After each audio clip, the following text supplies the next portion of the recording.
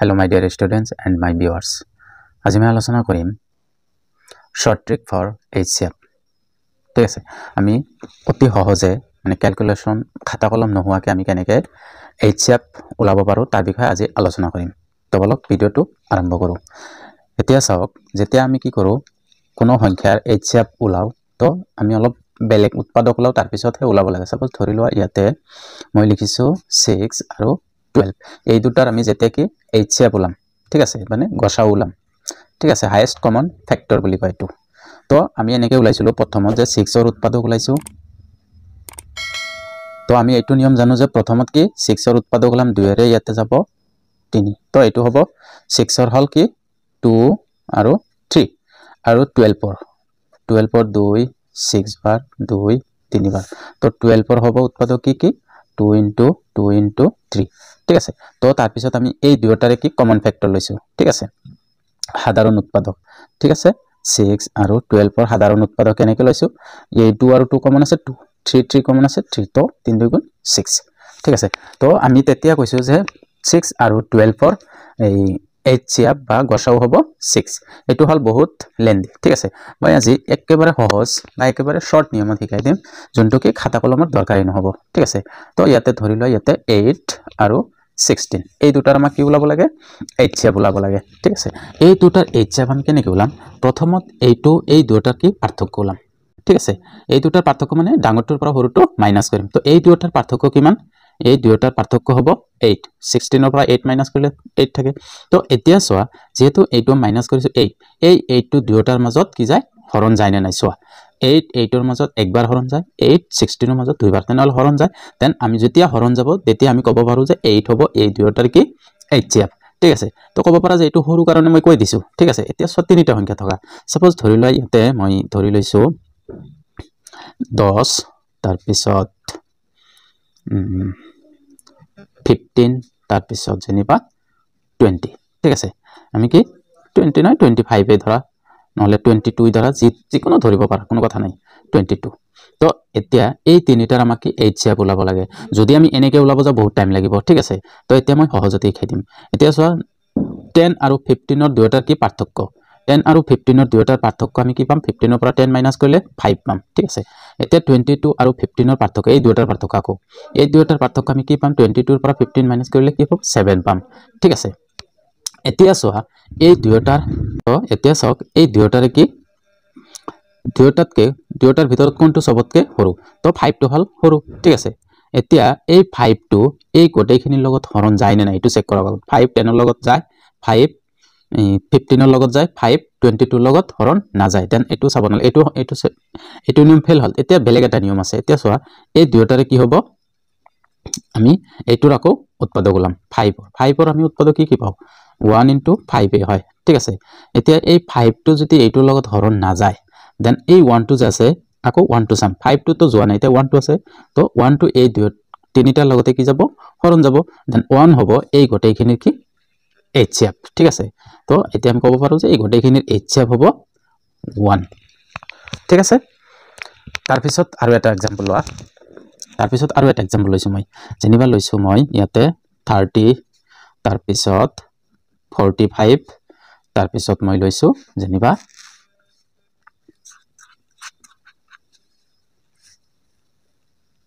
তাৰ পিছত যেনিবা লৈছো মই ইয়াতে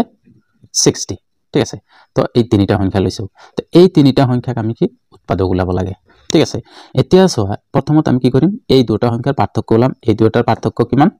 15 মানে এইটোৰ পৰা এইটো মাইনাস কৰিলে 15 পাম আৰু এই দুটাৰ পাৰ্থক্য 60 ৰ পৰা 45 মাইনাস কৰিলে কি পাম 15 পাম হয়। তো আমি কি একেই পাইছো তো এইটো যিকোনো এটা ললেই হল ঠিক আছে যে 15 লৈছো। এতিয়া 15 টো চাওক এই গোটেইখিনিৰ লগত হৰণ যায় নেকি 15 30 ৰ লগত হৰণ যায় 15 45 ৰ লগত হৰণ যায় 15 60 ৰ লগত হৰণ যায় তেনেহলে এই 15 এই হ'ব এইটোৰ উৎপাদক ঠিক আছে। এই উৎপাদক কৈছে HCF তো HCF হ'ব এই গোটেইখিনিৰ 15 এই হ'ব ঠিক আছে। তাৰ পিছত আৰু এটা চাওক আৰু এটা যেনিবা মই লৈছো ইয়াতে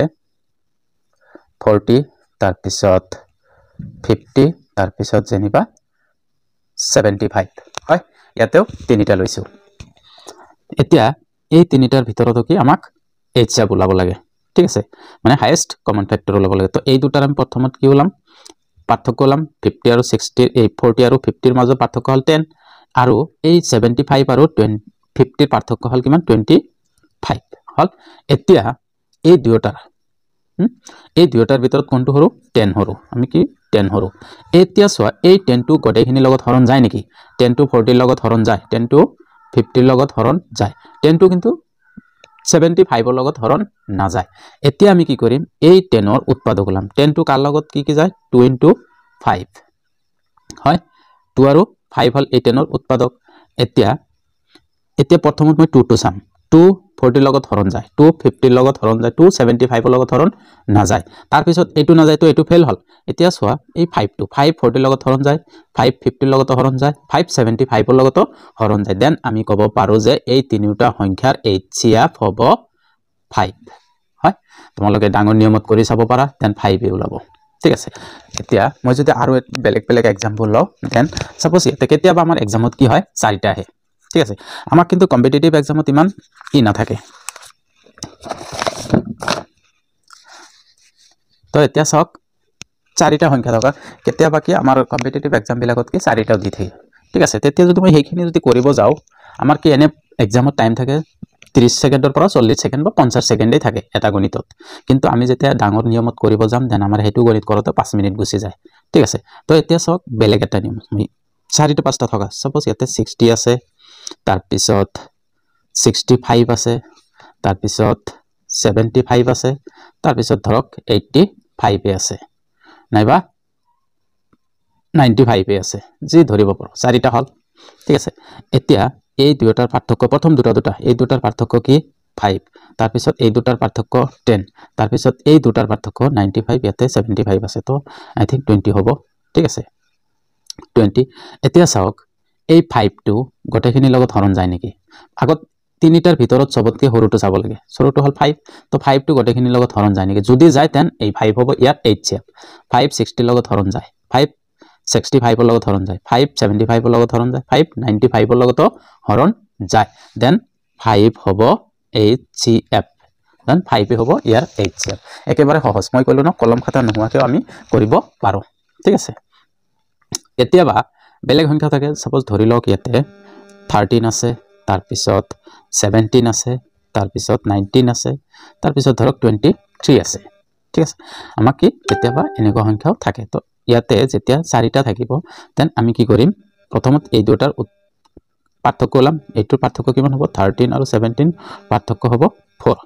তো 19 আৰু 17 ৰ পাৰ্থক্য হ'ব 2 23 আৰু 19 ৰ পাৰ্থক্য হ'ব 4